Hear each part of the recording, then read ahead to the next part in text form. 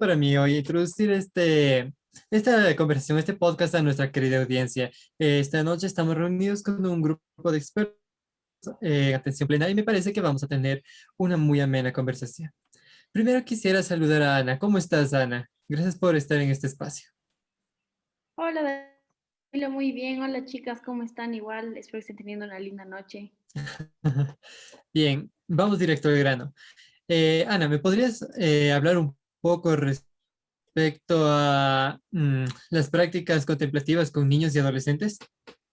Claro que sí, Danilo. Bueno, quisiera empezar diciendo que hay una preocupación bastante grande los niños y los adolescentes que no tienen la experiencia óptima sobre la salud mental y física.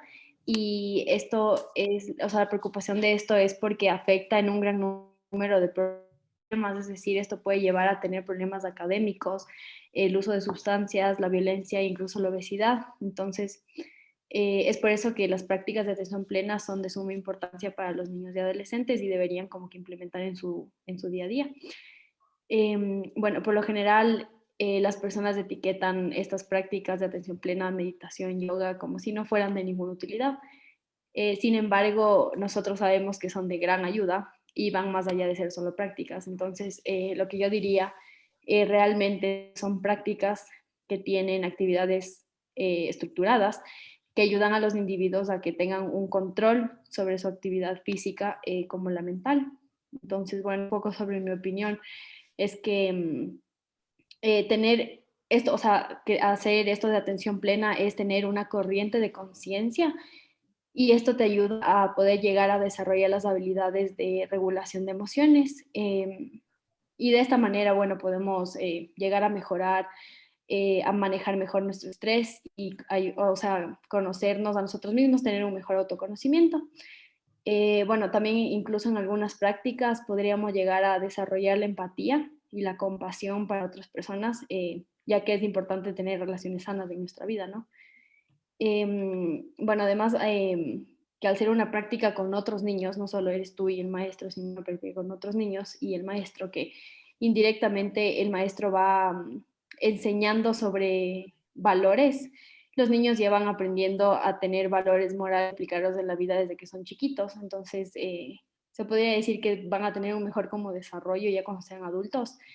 Esto también, algo súper importante sobre estas prácticas es que son factibles y son súper buenas para poder desarrollar la resiliencia en la población de los niños y adolescentes. Entonces, bueno, para los que no han escuchado nunca de la resiliencia, para los que nos estén escuchando, ¿qué es la resiliencia? La resiliencia es la capacidad que tenemos las personas para superar una circunstancia traumática de cualquier tipo.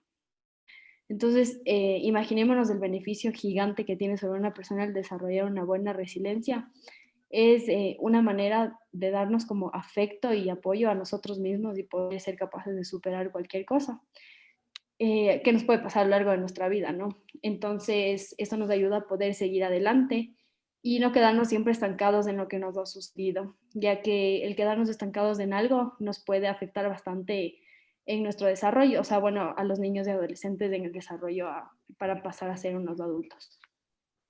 Eso creo que sería más o menos sobre las prácticas. Oye, qué chévere. ¿Me puedes hablar un poco más acerca de cómo podrías realizar estas prácticas?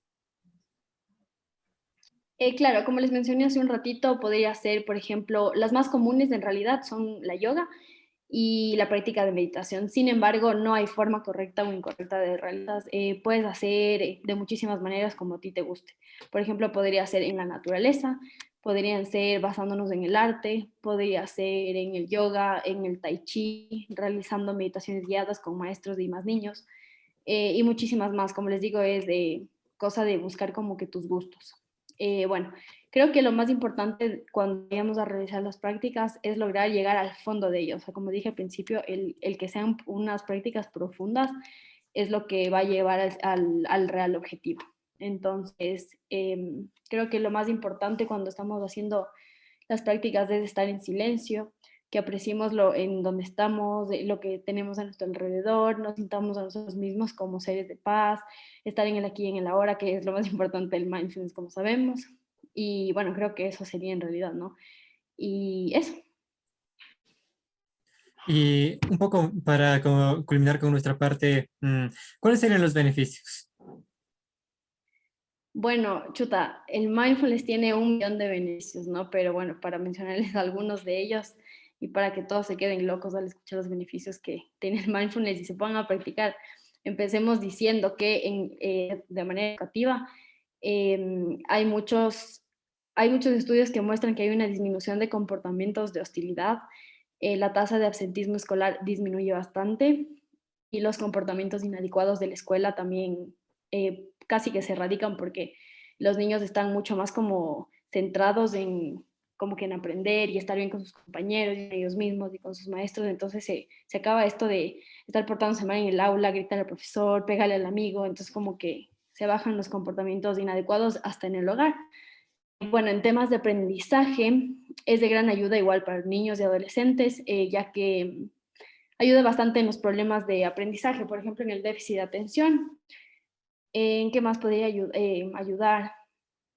Podría ayudar con el rendimiento académico y la ansiedad que podría generarse por diferentes factores, como sabemos en la escuelita, los niños, aunque los adultos no lo crean, se estresan bastante, también sufren de bastante ansiedad. Entonces, esto también les ayuda bastante a los niños. Bueno, ahora algo súper interesante en el tema más bien de la salud física. Hay investigaciones que han demostrado que las prácticas de mindfulness o atención plena pueden mejorar el funcionamiento cardiovascular en adolescentes que tienen la presión arterial alta o que tienen hipertensión, en comparación a controles de educación para la salud, o sea, es decir, como que en terapias de, no sé, de medicina.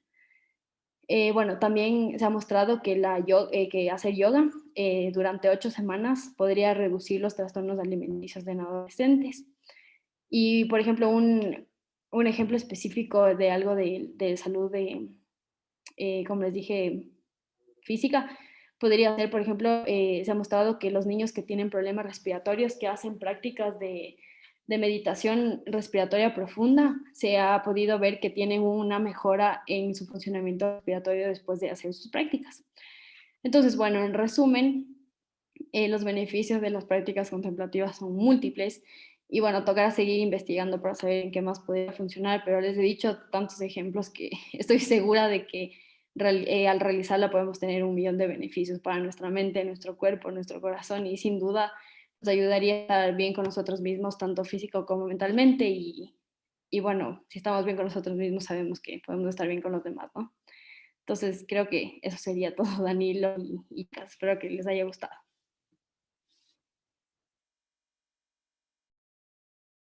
Bueno, ahora, Danilo, ¿decir algo? Ya.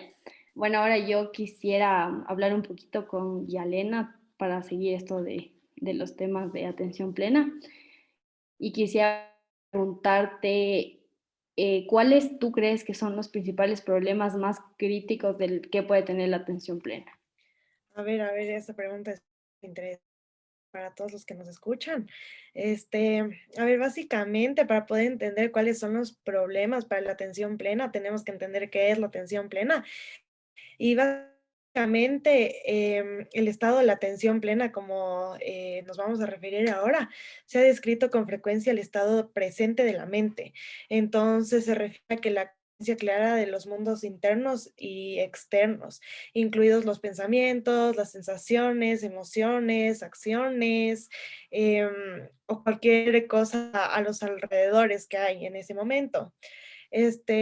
A ver, el primer componente, que es el primer problema de la atención plena, es básicamente las experiencias internas y externas, que a medida que ocurren al momento presente,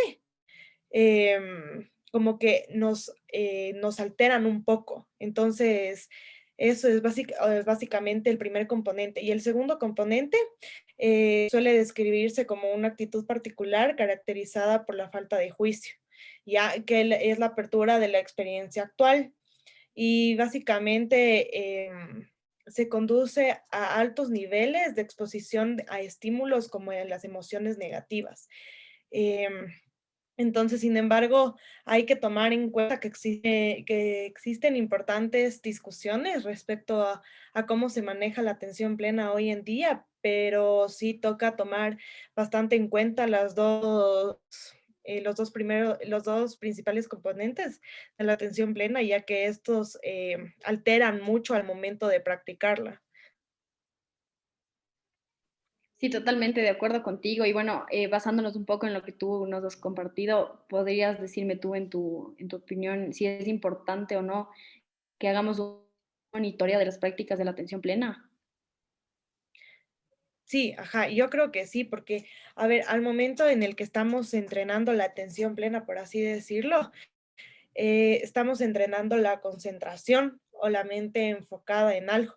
Entonces, básicamente las primeras etapas de la práctica se necesita del monitoreo de lo que estamos haciendo para detectar cuando la mente divaga en algo, con lo que nos estamos distrayendo desde todo, desde qué objeto ponemos atención, a qué es la cosa que nos distrae y por qué divaga la mente. Entonces, las etapas más avanzadas es cuando se reduce gradualmente el enfoque explícito de la atención. Entonces, el seguimiento es súper importante, ya que también tiene un rasgo mental de disposición que podría haber surgido a través de una interacción compleja de circunstancias ambientales. Entonces, es súper importante seguir como que el monitoreo de todas las prácticas para ver, controlar eso un poco e ir viendo qué práctica funciona para no distraernos con tal objeto y con qué no. Entonces, es súper, súper importante hacer todo ese monitoreo. Listo, y Elena. Y bueno, por último, una preguntita más. ¿Por qué crees que es importante hacer una evaluación de los efectos que tiene la atención plena? A ver, es súper importante porque, a ver, el principal resultado de las evaluaciones de la atención plena es a los efectos de cualquier tipo. Entonces, básicamente nosotros tenemos que monitorear todo y ahí tenemos que ver qué efectos son los que alteran. Entonces ahí podemos ver en qué se basa la atención y qué es lo que nos distrae, como si el nombre dice, la atención, la memoria, las funciones ejecutivas o otras medidas diversas de la cognición, podemos decirlo. También, a ver, en un artículo de Chesa también se estaba informando que esto es súper importante hacerlo porque en anteriores artículos habían explorado esto y las mejores capacidades cognitivas que podía tener el estudio era evaluar em, todos los distractores y todo lo que vamos a poner atención a lo largo de las prácticas. Entonces ahí podemos ver qué cambios clínicos o neurobiológicos existen y así podemos darnos cuenta cuántos niveles de atención plena hay. Entonces es súper importante también eso y ver también cuántos niveles se prenden a nivel más de conexión con todo lo de la atención plena. Y eso básicamente. Muchísimas gracias, Yalena. Estuvo súper interesante lo que nos pudiste compartir. Bueno, ahora te paso la palabra para que podamos continuar con algunas preguntitas. Y eso. Muchas gracias, espero que sí les haya gustado. A ver, ahora yo creo que es el turno de Fran. Chuta, a ver, te voy a hacer unas buenas preguntas. A ver, la primera, ¿qué áreas se analizan en las prácticas de meditación de atención plena? Ya, gracias, Yale, por esta pregunta.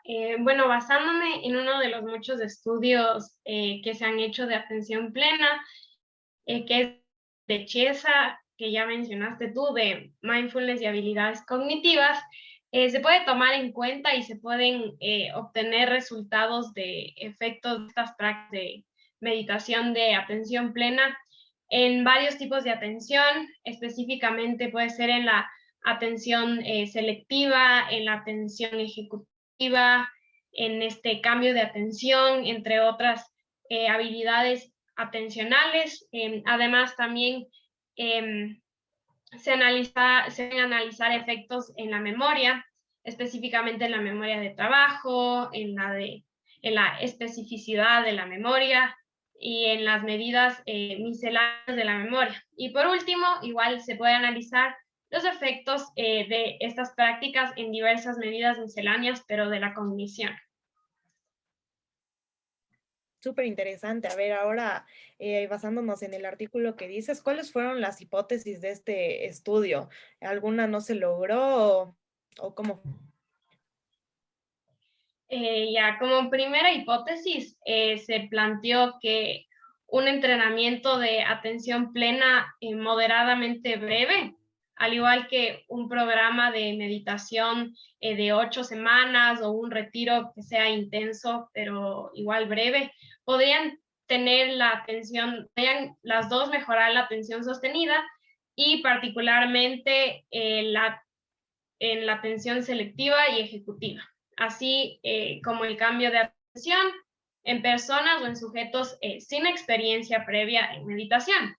Entonces se halló evidencia cuando se investigó este entrenamiento de la atención plena mediante programas de meditación, se observaron beneficios significativos después de las prácticas en comparación con no recibir ningún tratamiento o solo estar en una condición de relajación.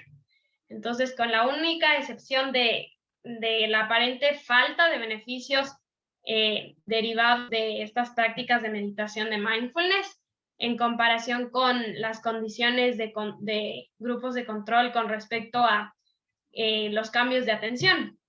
Esta observación surgió, gracias a esta observación surgió que el cambio de atención podría ser como que realmente insensible al tipo de manipulaciones representadas en este entrenamiento de atención plena, o también podría ser como que un indicador de las prácticas de meditación de atención plena más avanzadas. La segunda hipótesis de este estudio fue que las prácticas de meditación de mindfulness a largo plazo podrían asociarse con mejoras adicionales en medidas de atención y en el desarrollo de la atención sostenida desenfocada desde un punto de vista más como que distribuido en comparación con las primeras etapas de la práctica.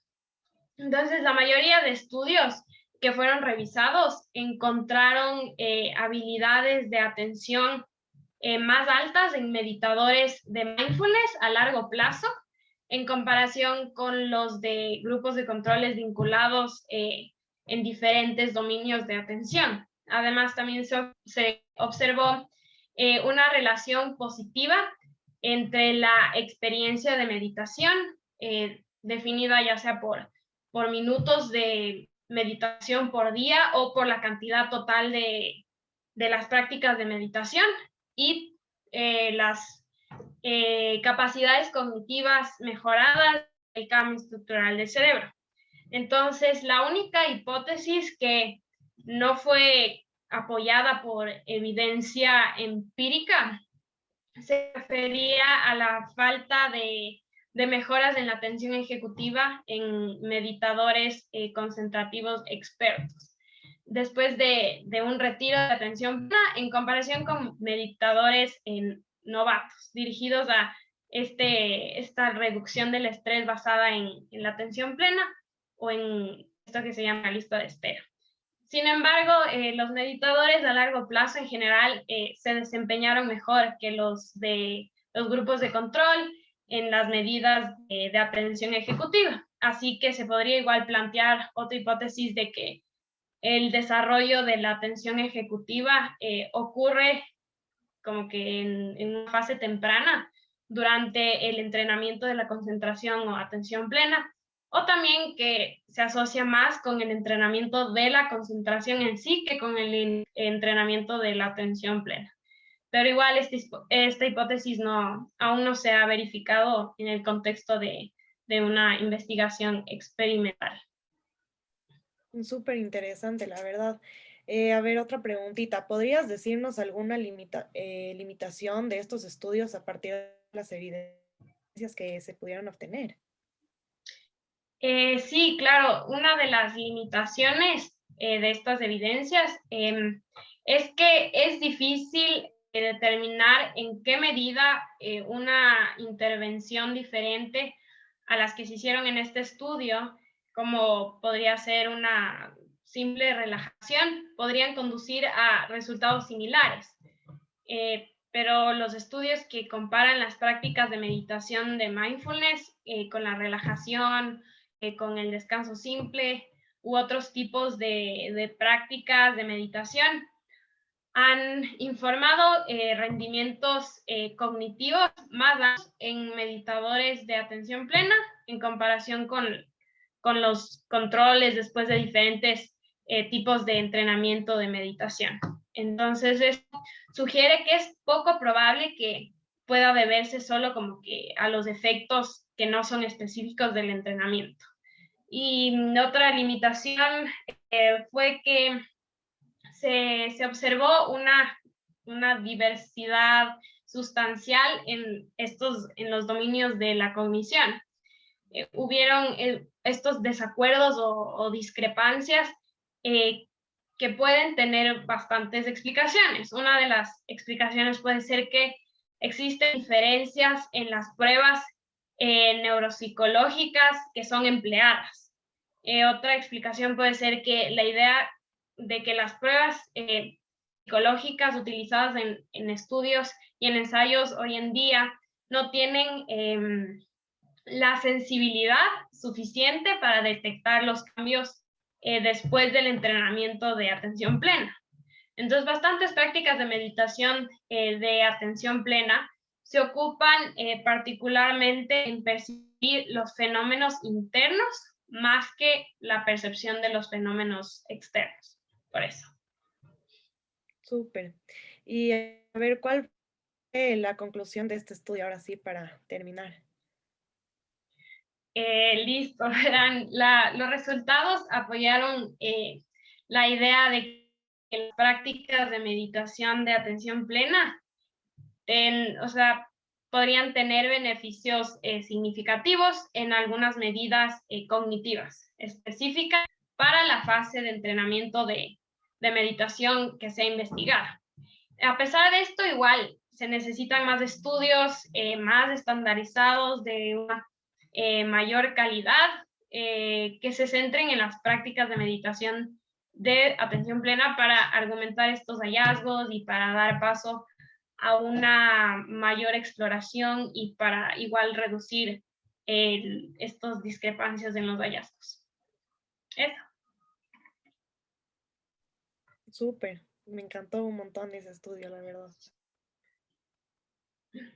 Sí, bueno, para continuar, Pau, yo también te quería hacer unas preguntas.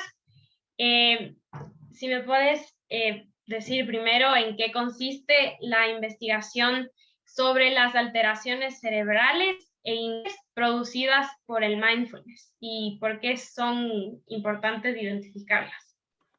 Gracias, Fran, por tu pregunta. Bueno, primero quiero como decirles por qué es importante y luego explicarles más específico qué es. Entonces, los cambios que existen a raíz de los procesos biológicos, nosotros sabemos que están asociados muchas veces a cambios también en la salud física, cambios en la salud mental, o sea, todo esto está unido, o sea, lo biológico con lo mental, lo emocional y lo físico. Lo que no se ha explorado como sistemáticamente es de qué forma la meditación, de qué forma la atención plena específicamente para nuestro tema de hoy, de este podcast, cómo estos se ven influenciados y sobre todo no tenemos estudios concretos acerca de las alteraciones que se dan en el cerebro cuando se empiezan a implementar estas prácticas. Entonces, por eso les quiero comentar un poco ahorita acerca de un estudio en específico que se realizó por parte de Davidson, de John Kabat y de algunos otros colegas, donde se buscó plantear un estudio aleatorio con las personas y al mismo tiempo controlado dentro de las variables que se usaron.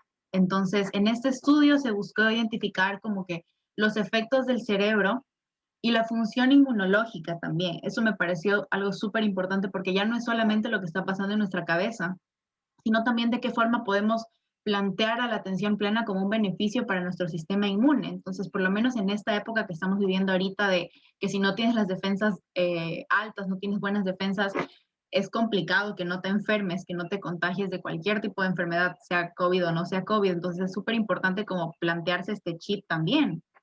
Entonces, lo que se busca con este estudio es plantear un programa de capacitación clínica acerca del mindfulness, que tiene una duración de aproximadamente 8 semanas, es decir, unos 2 meses, donde se plantea utilizar de forma amplia y de forma específica la meditación de la atención plena, las prácticas de atención plena dentro de un entorno de trabajo con empleados sanos. Entonces, esto es importante tener en cuenta que el estudio se realizó con personas que no presentaban ningún tipo de discapacidad ni ningún tipo de enfermedad crónica importante, pero obviamente todas las personas tenemos nuestros signos de estrés, nuestros signos de cansancio, de agotamiento. Entonces, más o menos como en eso se basa el estudio y en eso podemos decir que empieza la investigación acerca de las alteraciones cerebrales y del sistema inmune. Súper interesante, Pau. Eh, ¿Cómo se realizó el estudio? ¿Dirías que existieron algunas limitaciones? Claro. A ver, para empezar, les voy a contar más o menos así en breves rasgos, porque es un estudio increíble y les voy a dejar por ahí el link para que lo lean, cómo se realizó. Entonces, bueno, lo que se tuvo fueron 2 grupos, como mencionaba igual en el estudio pasado que nos estaba contando Fran. En el primer grupo se buscaron poner 25 sujetos que se veían expuestos a este sistema de meditación con atención plena durante 2 meses. Y en el otro grupo eran 16 sujetos que estaban bajo las mismas circunstancias, pero no tenían este aspecto de la meditación. Entonces, lo que se hizo fue medir la actividad eléctrica del cerebro antes y después de que estén en el programa. Entonces, básicamente lo que se hizo fue no medirlo, se lo midió inmediatamente al terminar el programa, es decir, a los 2 meses, y luego 2 meses después de que ya implementaron el programa, cómo seguía su vida sin que tengan esta guía, pero ya tenían en su cabeza como meter chip de atención plena. Entonces fue como que se midió en circunstancias distintas. Entonces, con el final del periodo de las 8 semanas de este como taller que tuvieron, de esta capacitación de atención plena, los sujetos de ambos grupos, tanto del grupo de control como del grupo de meditación, fueron vacunados también contra la influenza. Entonces, aquí se tomaron 2 formas de medir cómo estaba cambiando antes y cómo estaba cambiando después. Entonces, primero se les midió antes la actividad eléctrica del cerebro, antes de implementar el programa y después. Y luego tuvieron esta vacuna contra la influenza al terminar el programa. Entonces sus niveles inmunológicos estaban de una forma antes de empezarlo, luego se les vacunó contra la influenza, su nivel inmunológico debe estar diferente, y después de 2 meses de esta vacuna se les volvió a medir para ver los resultados. Entonces, para hablar de limitaciones con este proyecto, podemos encontrar algunas, empezando por el número relativamente pequeño que se utilizó para las muestras. Era un estudio bastante novedoso porque hasta ahora, como hemos conversado el día de hoy, cuesta probar a las personas que no se dan el tiempo de investigar acerca de la atención plena, acerca del mindfulness, darle esta importancia que tiene, con los beneficios que tiene. Entonces, era un grupo bastante pequeño de 25 personas que se vieron como influenciadas con el tratamiento y 16 del grupo de control. Entonces, puede ser como muy reducido este grupo. Se limita también de esta forma el poder estadístico, entonces es como un poco una desventaja. De ahí también se puede tener como limitación que las hipótesis que se plantearon, podremos decir que estaban apuntando muy alto. Entonces, se pudo obtener los resultados que se buscaban, sí, pero no en los niveles significativos que hubiera gustado para causar como que un impacto más fuerte que el que se causó. Entonces, algo que sí es importante recalcar del estudio es que se implementó no solamente la actividad cerebral, sino también la parte del aspecto inmunológico. Entonces, es un aspecto bastante novedoso que sí se ve limitado por lo nuevo que es, pero al mismo tiempo le puede dar un plus a la investigación.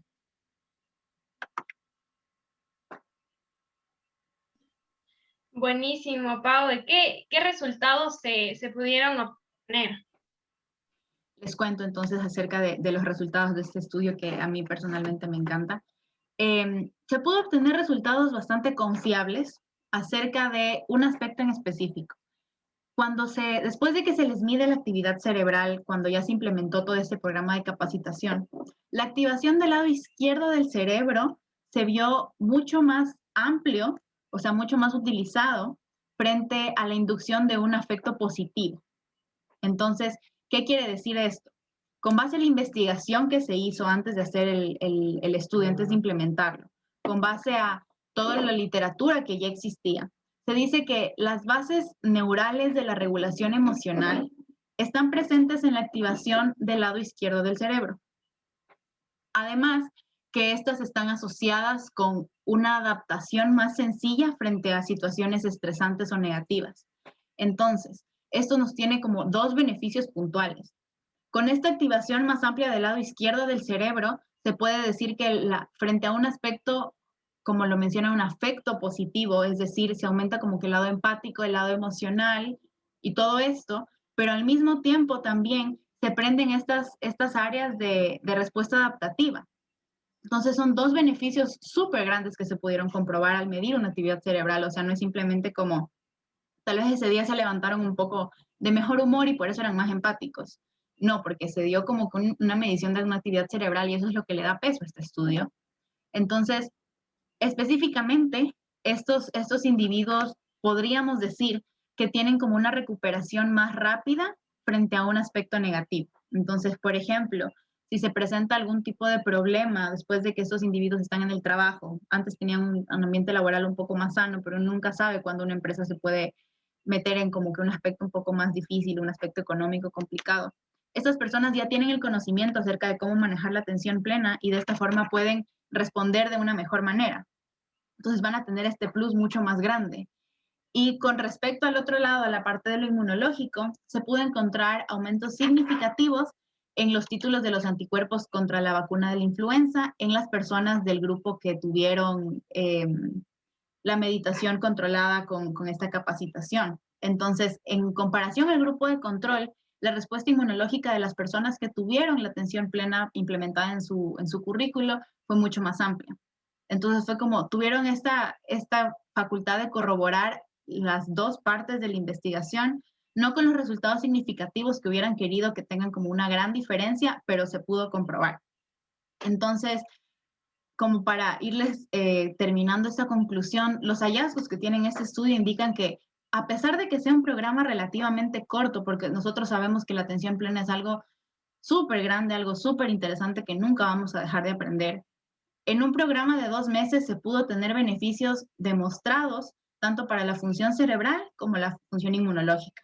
Entonces, esto acota, y a mí me gusta mucho mencionar que le da más importancia a que existan más estudios así, a que existan más investigaciones acerca de las consecuencias tanto positivas como negativas que deben haber, que tiene esta intervención, pero que hasta ahora hemos tenido muchos resultados más positivos que nada. Gracias, Pau, súper interesante y útil lo que nos contaste. Si quieres, podemos continuar igual con los demás.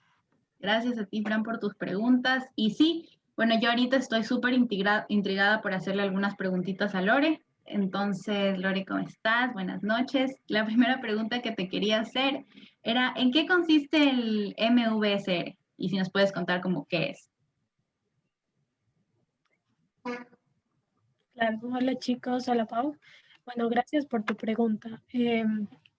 Entonces, existen varios estudios que han analizado el impacto de la atención plena sobre el cerebro y aunque se sabe relativamente poco sobre los mecanismos neuronales asociados al mindfulness, el programa más utilizado para realizar los análisis es justo este programa que tú nos mencionas, que es el de reducción de estrés basado en la atención plena.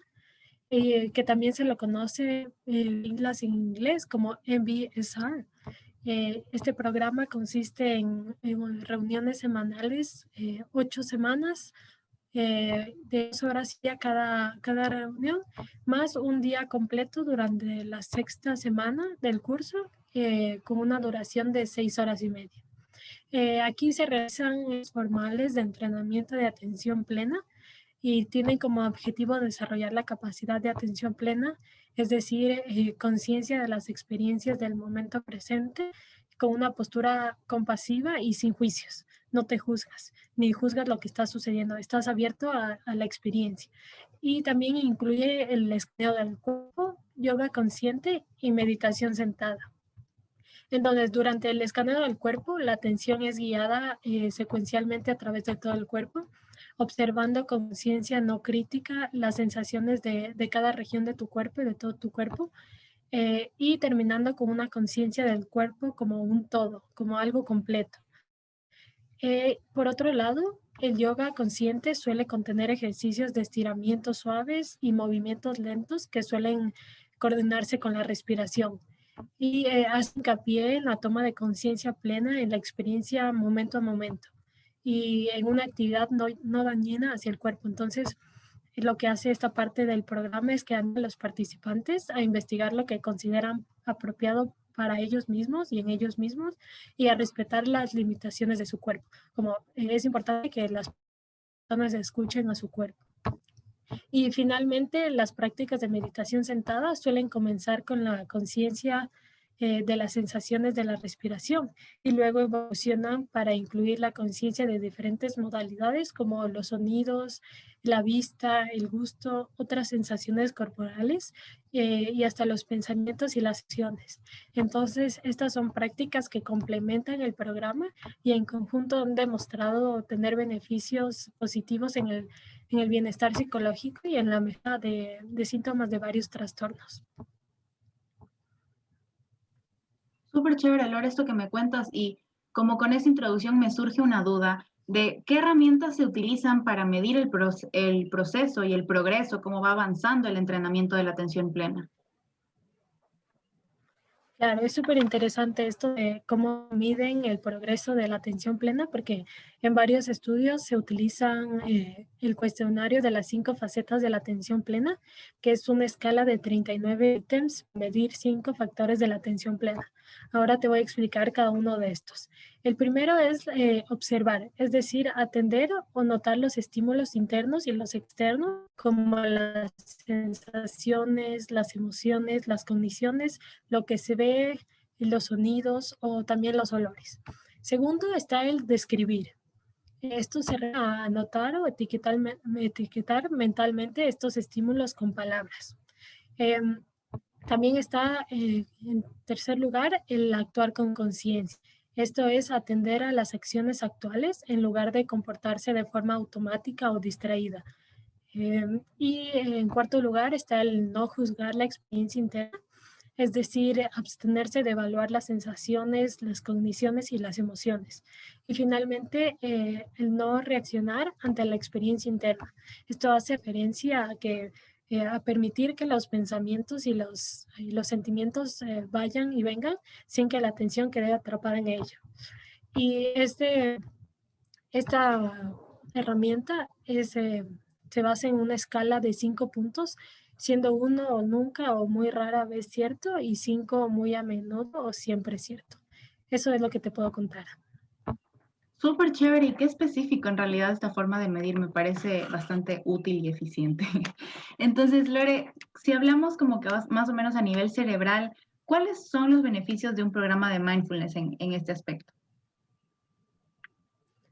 Claro, un gran número de investigaciones han establecido la eficacia de estos programas e intervenciones basadas en mindfulness para reducir síntomas de una serie de trastornos como la ansiedad, la depresión, e incluso el abuso de sustancias y los trastornos alimenticios o el dolor crónico, así como la mejora en el bienestar y la calidad de vida de las personas que tienen un entrenamiento en mindfulness.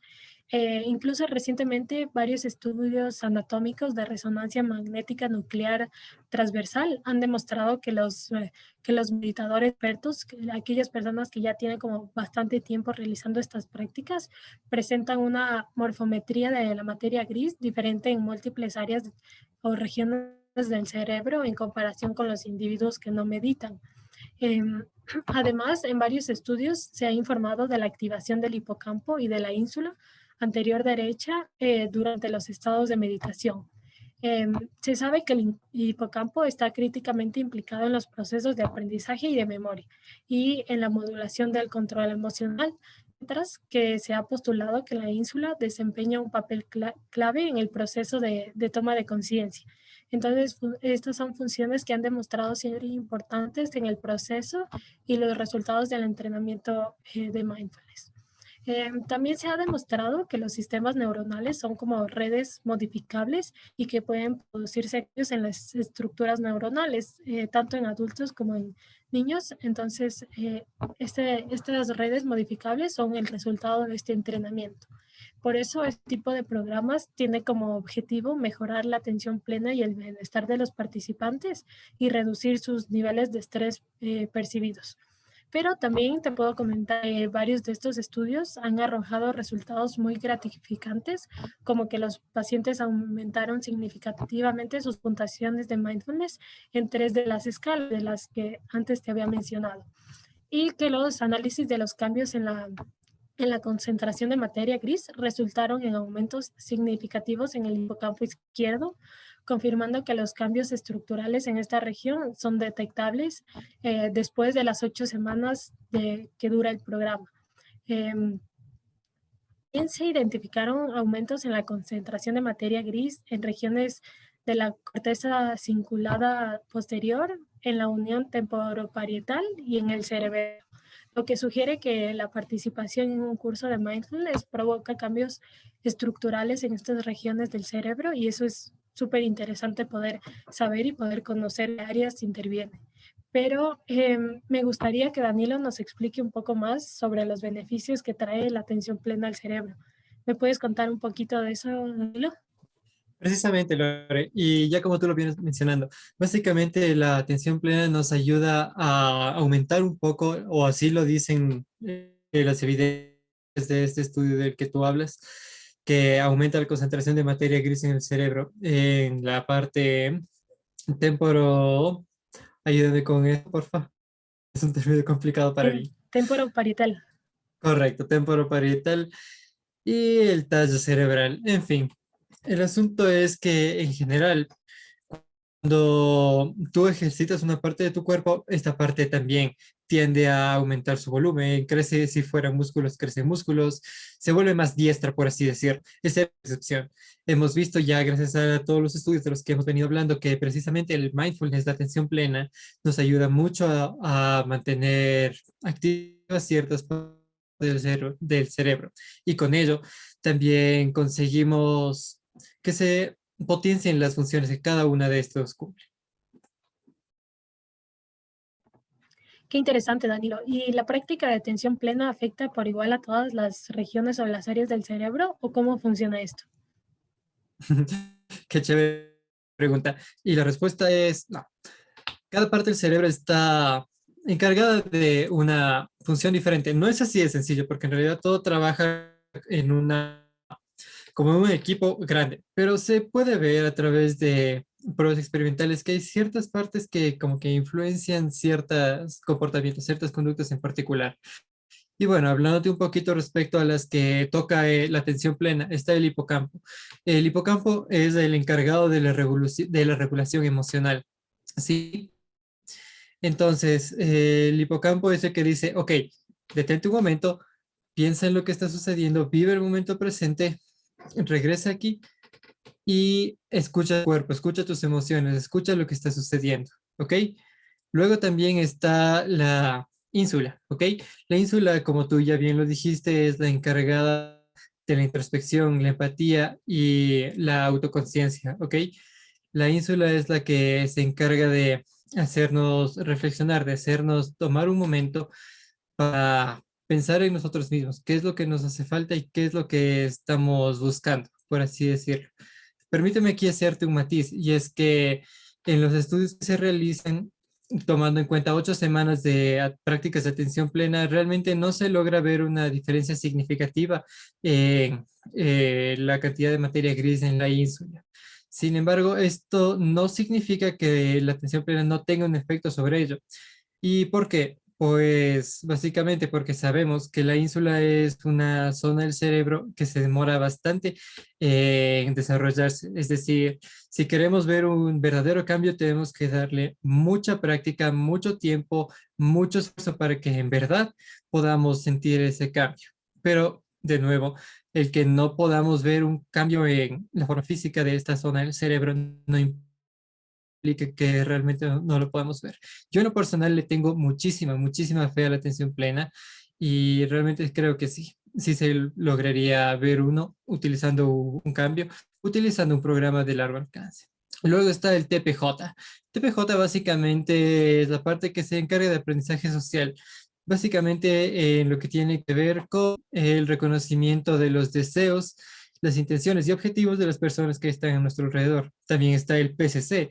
PCC es el que se encarga de reconocer nuestra propia historia sobre similitudes de otras personas, ¿ok?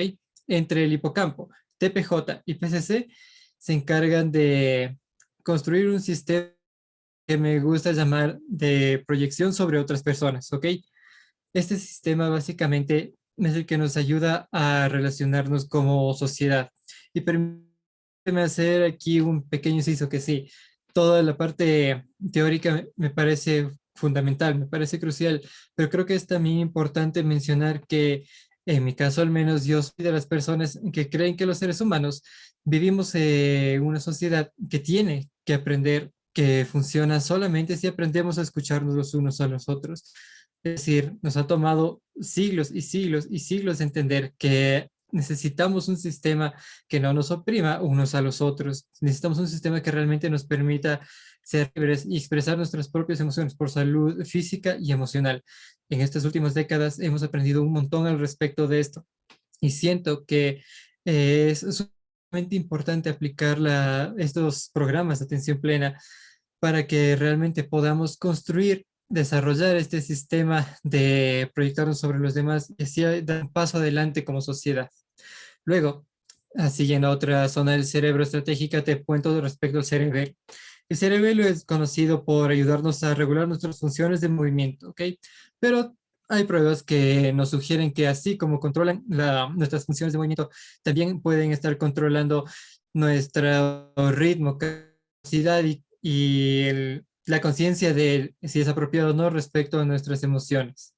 También está el tallo cerebral que nos ayuda a modular la serotonina que producimos. La serotonina es bastante importante, es una hormona muy importante en nuestro organismo que nos ayuda a controlar, o mejor dicho, que interviene en procesos de depresión, ansiedad, incluso el ritmo circadiano. El ritmo circadiano es el ritmo de sueño, que cuando te despiertas y cuando te duermes. En otros estudios médicos podemos entender que de hecho este ritmo tiene que ver incluso con malfuncionamientos cardíacos. Entonces, utilizando prácticas de atención plena, podríamos incluso estar potenciando físicamente las funciones de nuestro cuerpo. Y bueno, también déjame terminar un poco mi explicación mostrándote cómo funciona la atención plena con estas diferentes zonas del cerebro de las que hemos venido hablando, ¿ok? Y es que como te contaba, si es que nosotros ejercitamos el cerebro o cualquier parte de nuestro cuerpo, esta se potencia, se vuelve más fuerte, más hábil. Pues si realizamos prácticas de atención plena, vamos a ver que existen algunos cambios. Por ejemplo, la atención plena sí provoca un cambio en la concentración de materia gris en nuestro hipocampo. Esto va a significar que vamos a tener mejor regulación emocional, vamos a poder gestionar mejor las emociones difíciles, vamos a tener cierta habilidad, por así decirlo, de controlar un poco mejor nuestro día a día. Puede que sí, unas emociones fuertes nos pueden tumbar con fuerza, pero tendremos una capacidad de resiliencia más vívida. También en la ínsula, si llegáramos a ver los efectos de la atención plena, ya vamos a ver una mayor empatía en nuestro entorno. Es decir, vamos a tener una mayor conciencia respecto a las personas que están en nuestro entorno. Eso también puede mejorar nuestro estado de ánimo, puede mejorar nuestra felicidad. Y si mejoramos nuestra felicidad, pues entonces vamos a apreciar mejor, mejor el momento presente, vamos a rendir más en nuestro día a día y podemos aprovechar nuestra vida de mejor manera. Si es que vemos vemos este efecto de la atención plena sobre el cerebelo, vamos a empezar a sentir que tenemos una mejor capacidad de regulación emocional. Nuevamente, vamos a ver que podemos tener esa capacidad de resiliencia de que hemos venido hablando. Igualmente, con el tallo cerebral podemos darnos cuenta que vamos a empezar a dormir mejor, vamos a ser menos susceptibles a caer en depresión y si sentimos ansiedad tendremos ciertas herramientas que nos van a ayudar a superarlo. Y bueno, creo que hemos hablado todos. En lo personal me ha encantado esta dinámica de pasarnos la palabra los unos a los otros. Me he divertido un poco, bastante en realidad. Ha sido interesante aprender de ustedes. Cuéntenme, ¿cómo ha sido para ustedes esta experiencia? ¿Qué tal fue para ti, Ana? A ver, bueno, a mí me pareció súper interesante porque, bueno, pudimos como que compartir todos nuestros conocimientos para nosotros mismos. Creo que siempre vamos aprendiendo cosas nuevas de otros. Entonces, creo que además de ser un podcast informativo para otras personas, también es para nosotros. Y me gustó bastante ser partícipe y espero que les haya gustado igual a ustedes como a los que nos van a escuchar. Y creo que eso. Bueno, entonces, y quiero decirles que ha sido un placer compartir este espacio con ustedes. ¿Alguien desea decir algo? Estaría bien. Igual agradecerles chicos porque estuvo súper buena la dinámica de la conversación. Creo que todos hemos aprendido bastante de bastantes temas. De igual forma les agradecemos a las personas que nos están escuchando, que sigan pendientes de los siguientes podcasts y que nos vemos en una siguiente ocasión.